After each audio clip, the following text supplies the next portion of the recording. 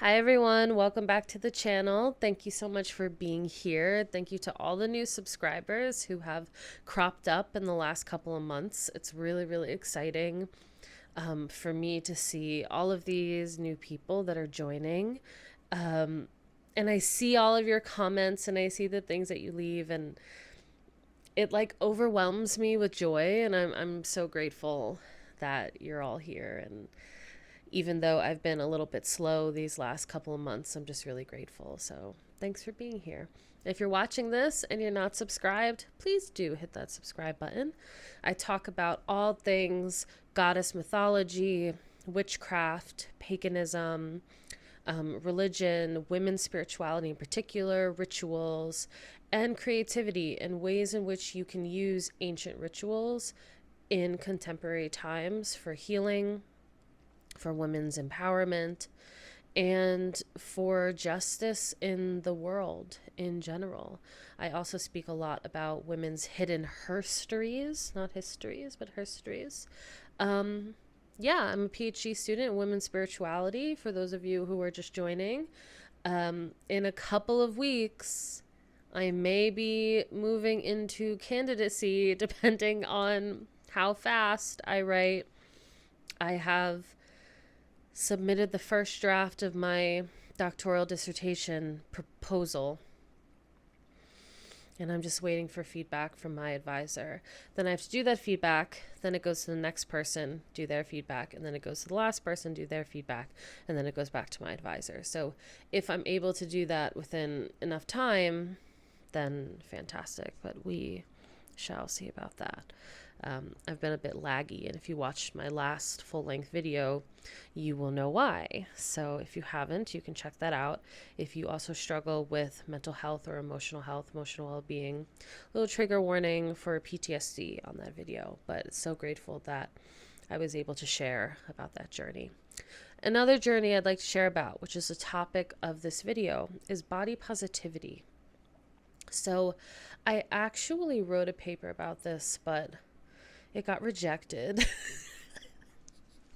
I wrote a paper about how you could use, God, I don't even know. Oh, Diotima's Ladder of Love, how it can be used, like it can be adopted for like modern body positivity. I think I made a video about that on this channel. And if I didn't, maybe I will. I just want to presence that I am a published scholar, but there are some things that people are not going to like. There are some things that are not going to be good enough. And I can see how maybe I could do a little more work around that topic and rewrite some stuff, but I don't have the bandwidth for that. But I do want to talk about body positivity. And if you've been following me for a while, then you will know that I used to have a podcast called the Body Positive Goddess Podcast. It was a really rewarding experience to connect with so many people through that podcast, but it did become really overwhelming emotionally, because I sort of felt like I had not accomplished my own goals around body positivity and self-love. And so I was like sharing stories and like talking to people about body positivity when I wasn't like even feeling good about myself. So it felt like disingenuous, and I didn't want to continue to do that. And there were a lot of people who reached out to me, connected with me, and told me how much of an impact positively that my podcast was making on them, that I felt like I was a faker. And I know that body positivity isn't like linear. Healing is not linear. And there were times where I really did love myself, and I loved everything about my body, and I was able to appreciate all the things that have happened to me, all of my illnesses, and why my body is the way that it is. And yet I still, we're up against a society that tells you that you should hate yourself, and that you should want to change yourself, and that everything about yourself is wrong, and you need to lose weight. And if you're fat or a larger person and your goal isn't to lose weight, then there must be something wrong with you. And it's like diet culture and all these other things that really at the end of the day seek to control women's bodies and the bodies of people who are quote unquote different, against the grain, the mainstream norm, whatever that is. So I got to thinking, and I got to researching and poking around. And what I have discovered over many years, and I'm sure many of you listening to this, watching this, have discovered this as well, is that the ancient world was not as hung up on thinness and attractiveness as we are today. The ancient world is rife with goddesses and gods and figurines and images of women that show large women, fat women, bird-headed women, small-breasted women, large-breasted women, small penised men. I realize that a lot of those sculptures, they're not like erect, but regardless, they didn't carve them erect. Something to think about. Goddesses who have the body of a hippo or the head of a hippo and a large body, goddesses that are reflective of largeness, spaciousness, expansiveness, of mountains and oceans and the night sky. I'm thinking of the Egyptian goddess Nut, who encompasses the entire world as the night sky. And some people might say, well, Freya, that's the night sky. That's not a body. Excuse me, have you seen the night sky? Have you seen how large it is? And you're going to tell me that's not a body? We call things a body of water, right? The ocean is a body of water. Language is interesting. Memory is interesting. That's all I'll say about that. The ways in which we regurgitate and hold on to information that we might not readily have accessible at the front of our brains. And I want to talk about some of those goddesses today. Maybe some goddesses you know already, maybe some goddesses you don't. I'm going to show you a bunch of different figurines. Some that are quite popular, like the goddess of Willendorf, and some that maybe you've never heard of before or never seen before. And there's a whole thing about breast pots, which I love, and I'll share a link to Max Dashu's Suppressed Histories Archive if you haven't heard of Max Dashu or her Suppressed Histories Archive before. Link below. She does a lot of work on the goddess, and there are a ton of images and figurines and breast pots and all this other stuff that you can look at, and a bunch of books of hers that you can purchase as well. I want to preface this conversation by saying I understand the argument and the potential danger in equating women's bodies to the natural world. Though I do want to say that we are not separate from the natural world. We are part of the natural world. And if we, not just women, but everyone, if we remembered that, maybe we would treat the earth better. I digress.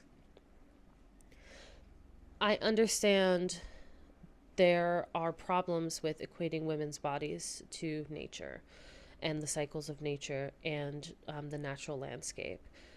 I understand the arguments about essentialism, and I understand the arguments around, well, that's reductive, and women should not just be seen for their regenerative childbearing properties, their birthing qualities. I agree. I totally agree with you.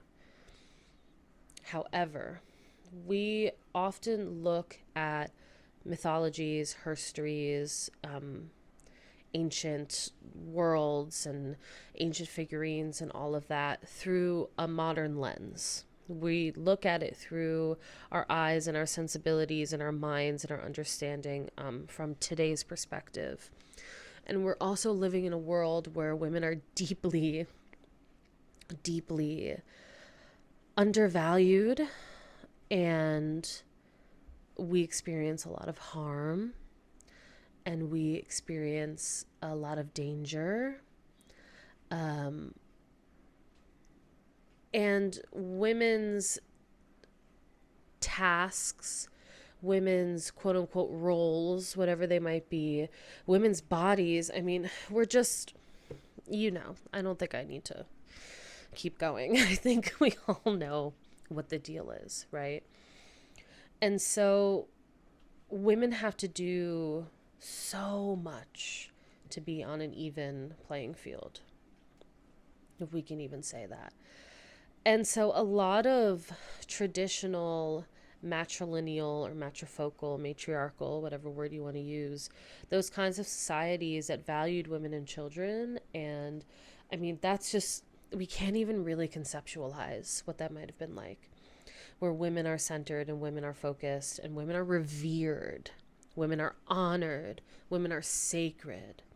But we can look back and see the remnants of that. Even within more patriarchal societies like ancient Greece, for example, there are still priestesses, there are still goddesses, there is still reverence. And then we start to slowly move away from it. And so I just want to keep all of that in mind, because there is something to be said for being equated with the power to bring forth life. There's so many ancient mythologies where goddesses birth the rest of the gods, and they birth the world, and they bring the world into being, and they bring the universe into being, and they stir the cosmic waters. I'm thinking of, Tantra and Hindu examples of like coming out of the cosmic ocean and birthing through the cosmic waters. And there are a lot of ancient goddesses that are associated with the oceans and the water and this birth and emerging from the water, like I'm thinking like Venus and Aphrodite, and there's something to be said for that. There's a bunch of cultures that see goddesses in the landscape, mountains and hills and valleys and volcanoes, and Newt with the whole night sky, and Gaia is literally the mother of the earth itself, which is why, through our modern lens of associations, when with nature, there's so much feminist scholarship that talks about, how easy it is for us to denigrate the earth and her inhabitants because we associate the earth with being a woman. Because we associate nature with being a woman, that we don't have a problem desecrating it. And that's something to think about. And while I understand the essentialist argument, and I don't necessarily disagree, I think pigeonholing women into one particular category is always problematic, no matter what. There's something to be said for reclaiming these archetypes and reclaiming these narratives and using that reclamation to fight for the earth, to fight for nature, to fight for all of the all of the other than human beings that exist. Fighting for the earth mother, the sky mother, the ocean mother, the mountain mother, the forest mother, the volcano mother, the tree mother, the bird mother. I could go on and on and on and on. The hippo mother. When we forget how pivotal women are and goddesses are and female deities are, and we only worship one giant sky daddy where no one else is included in the conversation, we start to devalue everything and everyone else. And I also want to point out, on a separate tangent, before I start talking about these goddesses, that we have always had, and I have like an old video presentation on this channel somewhere. I might turn it into another video, like take that presentation and make it more like this. We have gods, goddesses, deities, attendants, beings, worshippers, priests, priestesses, gali, pili pili, as they're also called, who are our modern understanding of being transgender or non-binary. intersex. Um, I know in a lot of indigenous cultures before colonialism, there were a plethora of genders and identities. All of that exists in the ancient world, in myth, in real figurines, in stories that have transcended time and space and culture and are still with us today. Why? Because enough people pass them on, pass them on, and pass them on, and pass them on. I'm a priestess of the goddess Inanna, and her attendant is literally a non-binary being. These goddesses and gods and deities who can shapeshift and transform, what do you think that means? In our modern sensibilities, these are beings, these are bodies that have the ability to transform, to change, to alter. You know, all of these gods and goddesses who are part animal. There's just so much that exists that gives us, maybe not a blueprint, but gives us a foundation to build upon. When we're feeling sad, when we're feeling low, when we're feeling gross, when we're feeling repulsed by our bodies.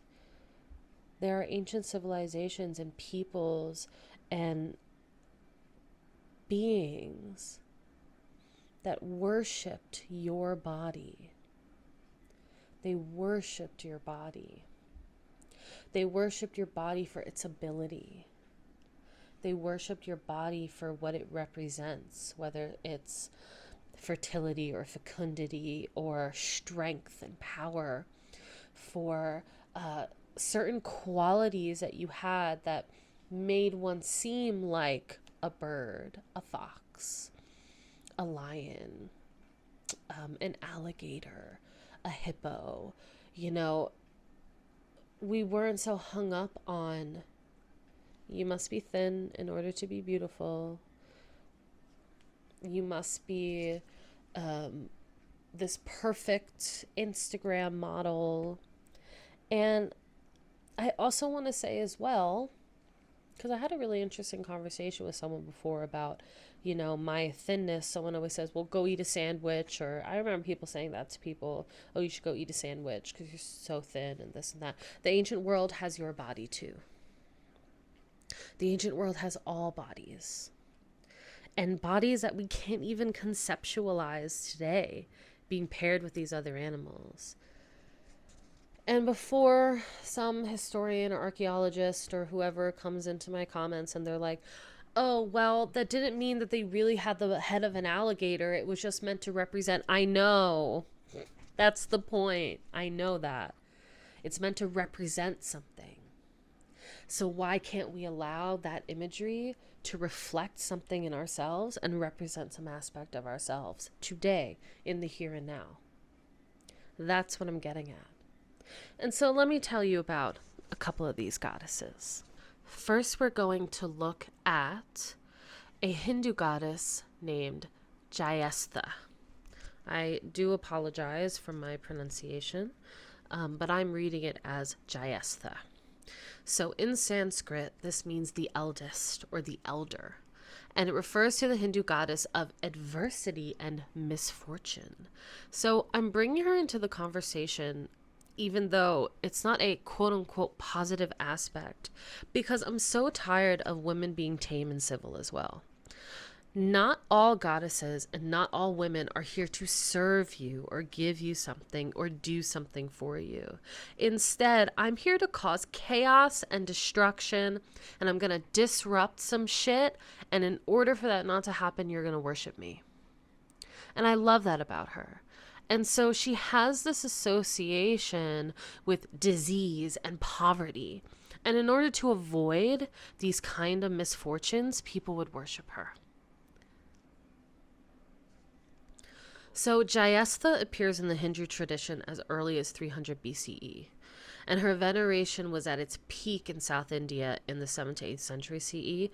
And by the 10th century, her popularity had waned, pushing her into oblivion. Now, today, numerous ancient images of Jayastha still exist, although she is seldom worshipped. And I think that's really interesting. So we stopped worshiping, or we, I'm just using the capital we, but people stopped worshiping Jayastha, the goddess you're supposed to worship to stave off ugliness and poverty and disease and misfortune. And we wonder why the world is the way it is today. So I think we bring back Jayastha worship, and maybe, who knows?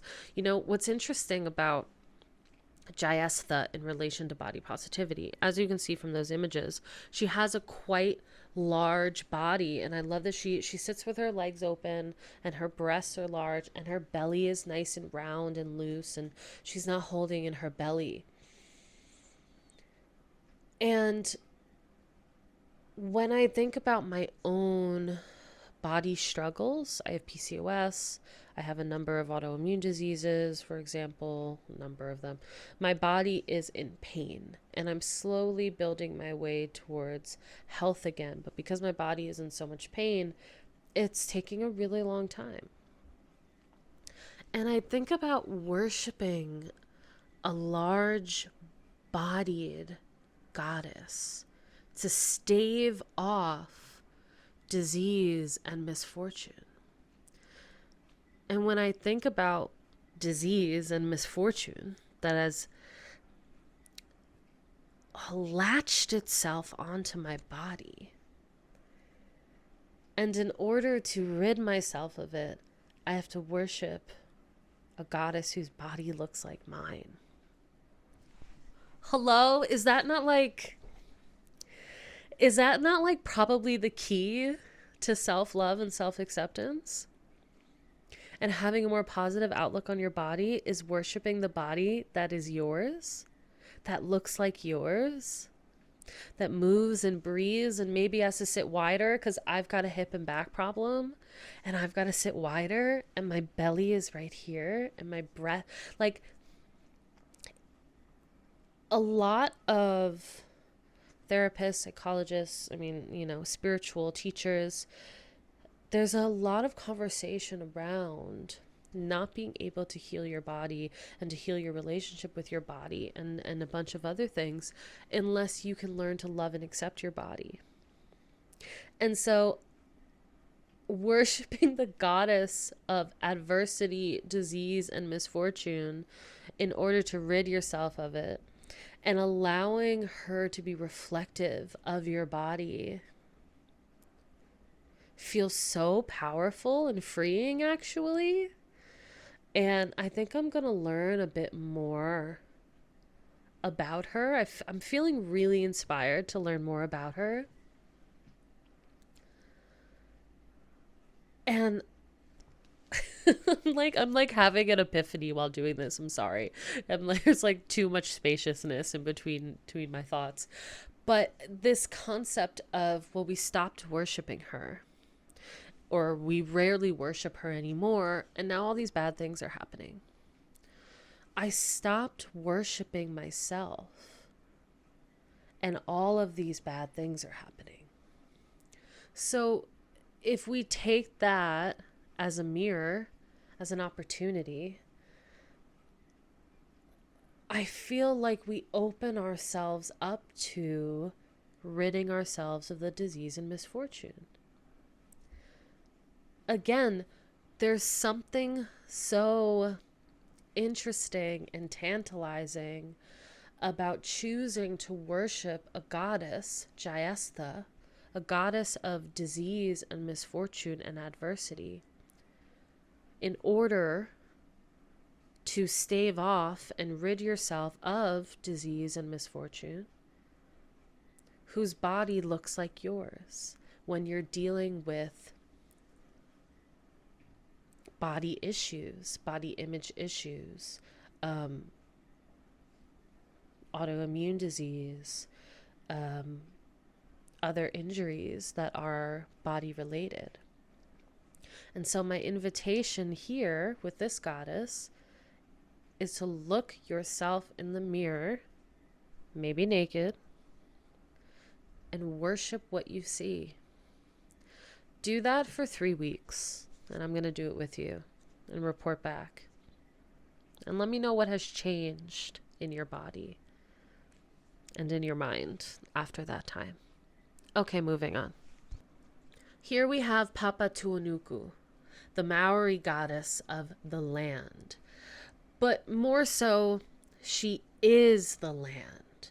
She is a Mother Earth figure who gives birth to all things, including people.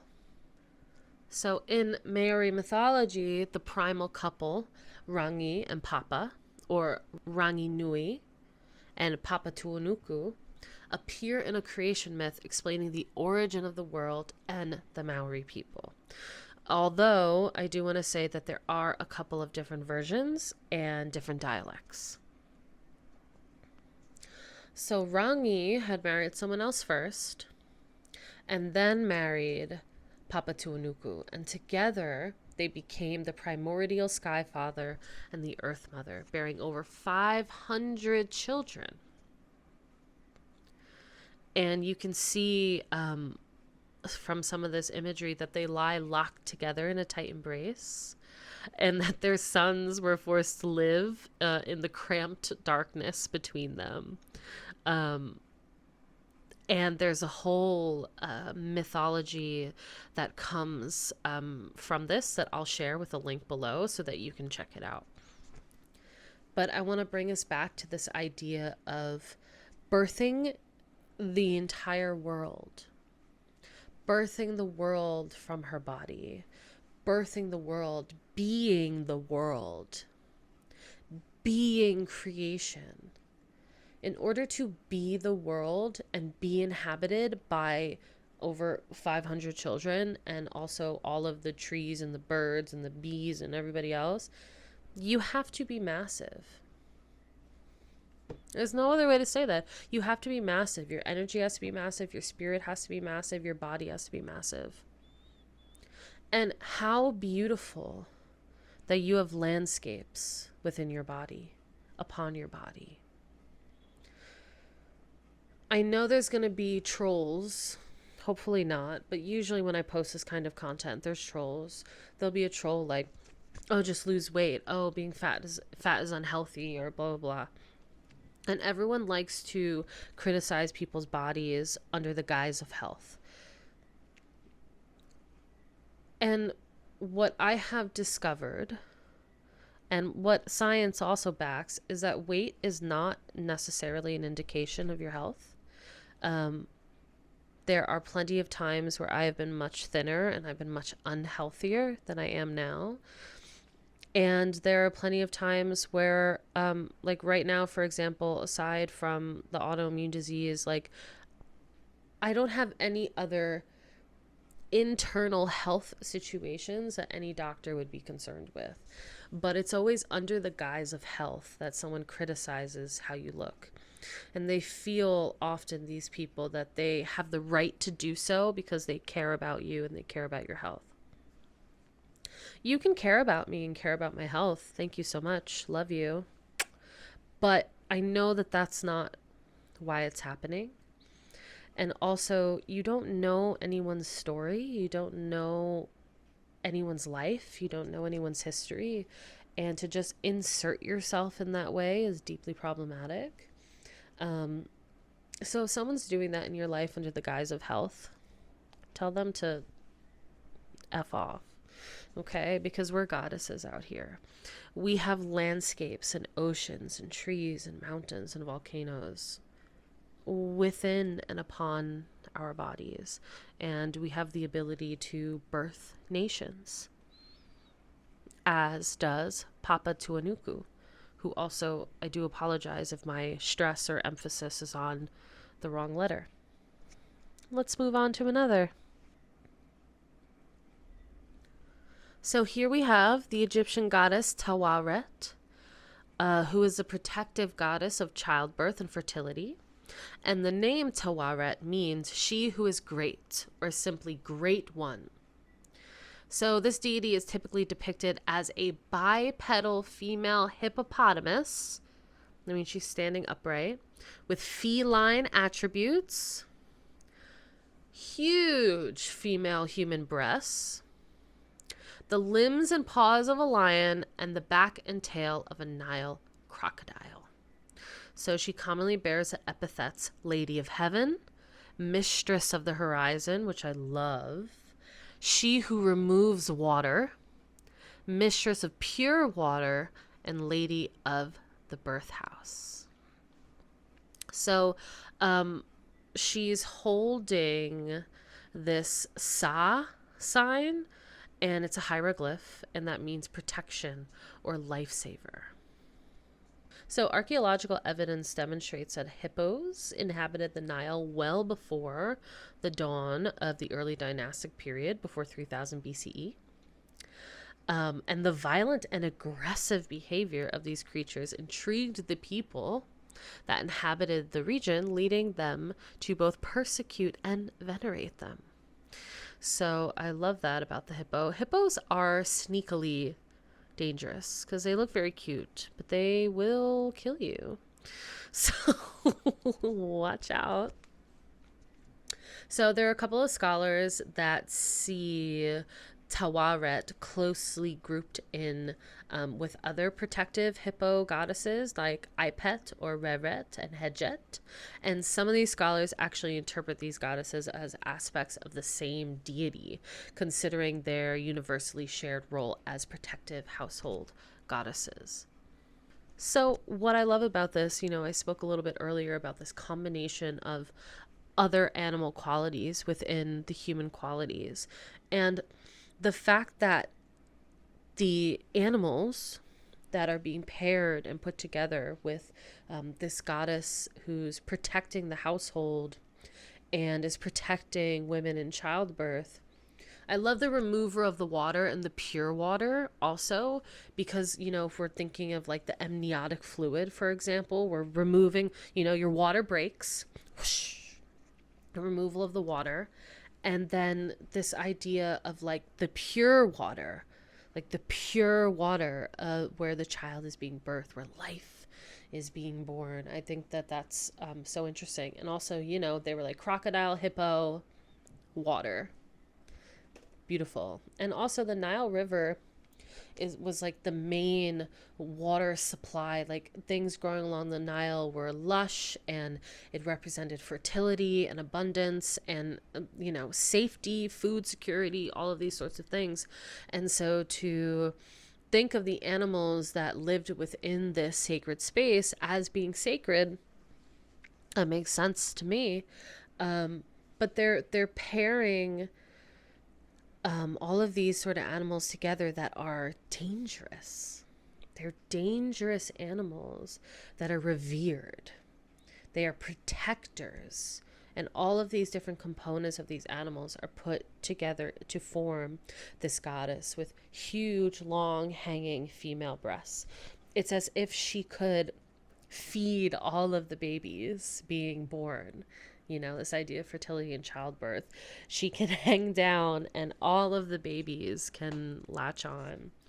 And I really sort of love this imagery, especially for older women or women who have had large breasts most of their lives. Might know what I'm talking about. They start to hang much faster. Okay. And, after childbirth, many women reflect that their breasts become like they lose that sort of volume. And we can see that with this goddess, is that the volume of the breast is not large like we might see in some of the other fertility goddess images, but it's as if this goddess has breastfed many babies. And to depict those kinds of breasts, I think is really beautiful.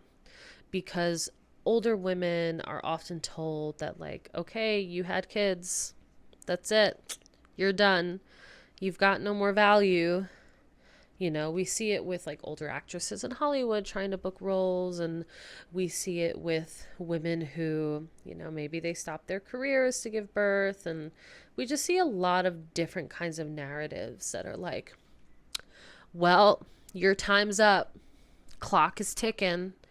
And when women's bodies start to change as they get older, they lose value. We see a lot of narratives like that, and they don't lose value because my value is not inherently tied to my body. I don't mean to suggest that it is. I hope that's clear as well. Is that when we're talking about these different goddesses, I'm not saying that their value is tied to what their body looks like. I'm saying that it's not. It's not tied to what society thinks the body should look like. However, they've got a wide range of bodies that are still worshipped, that are still revered, that are still feared as well.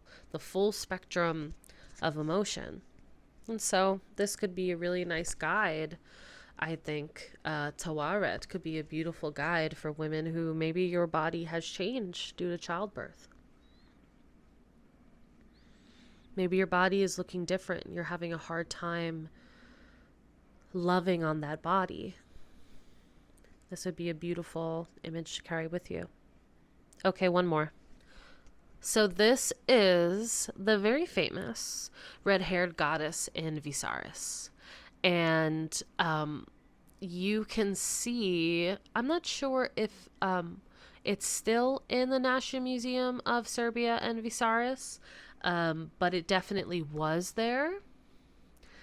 And a group of archaeologists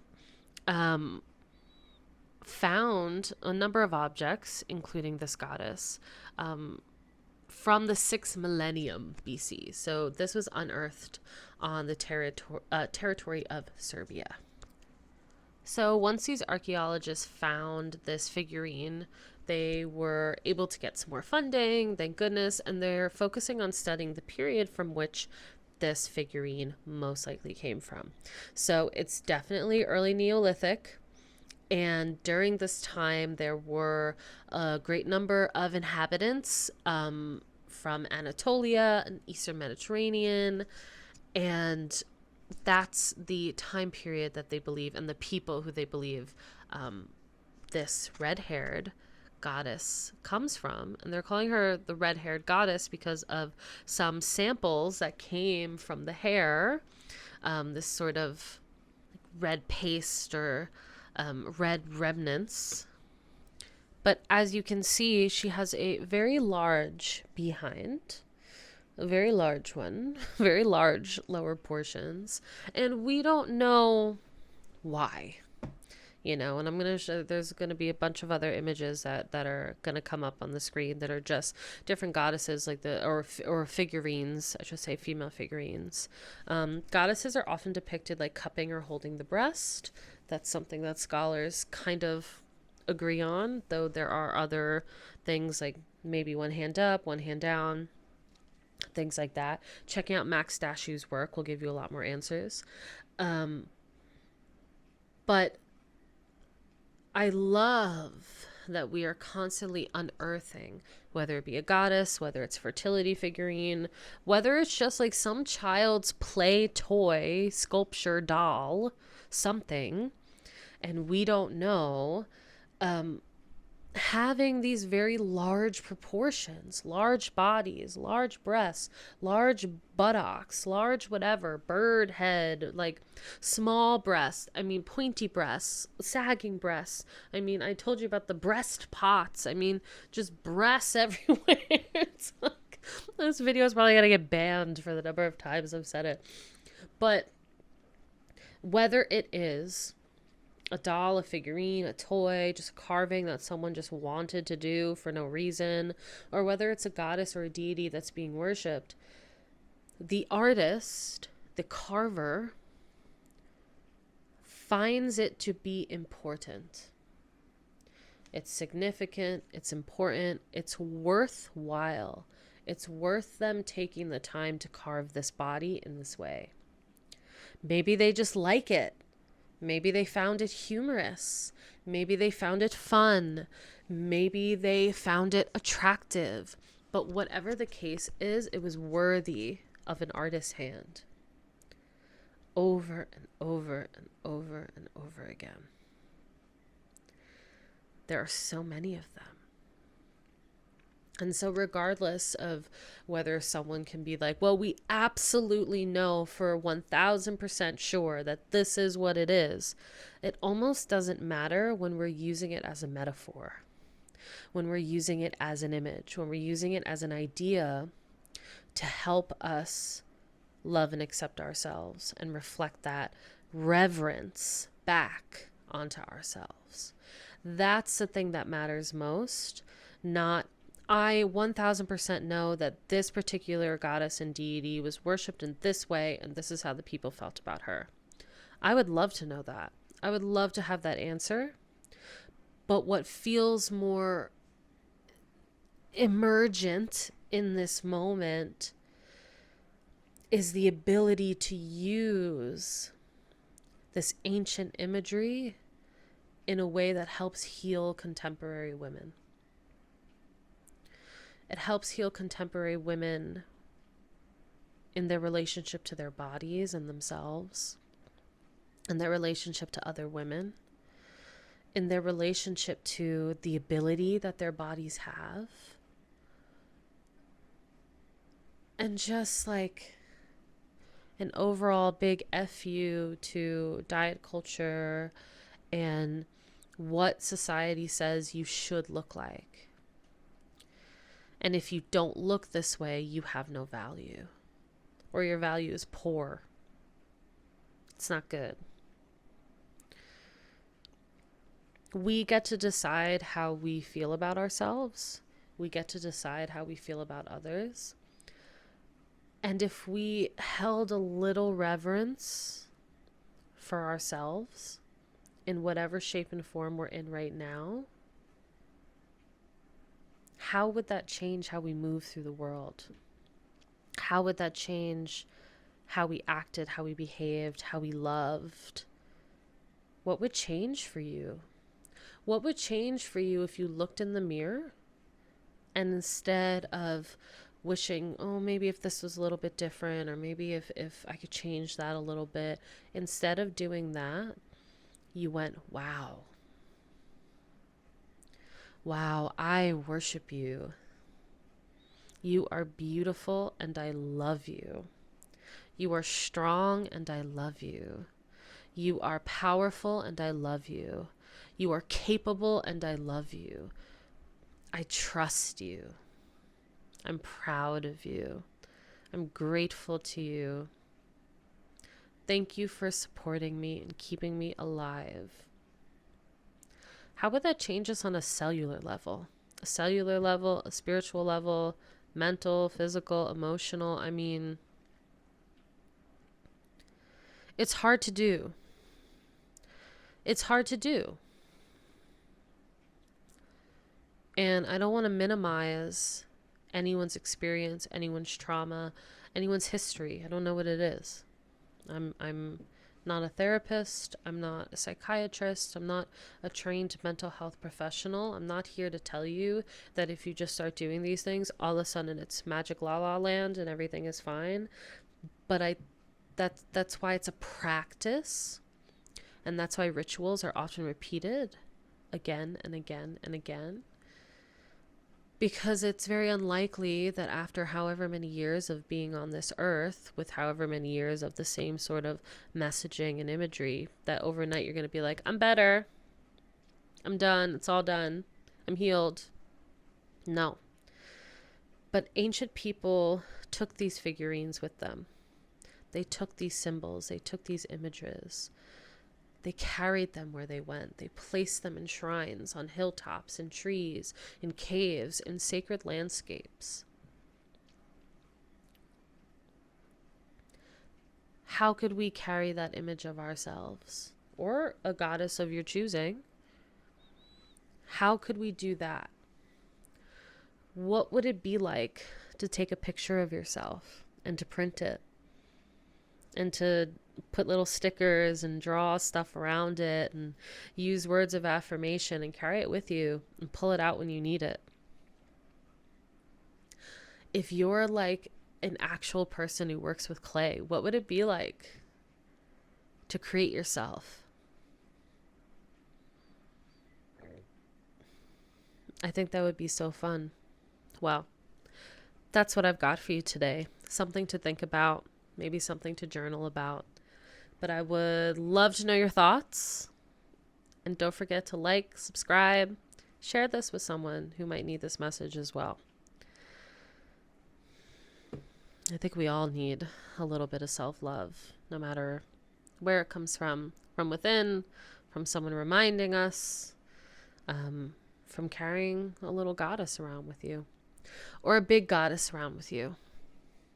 All right. See you next time.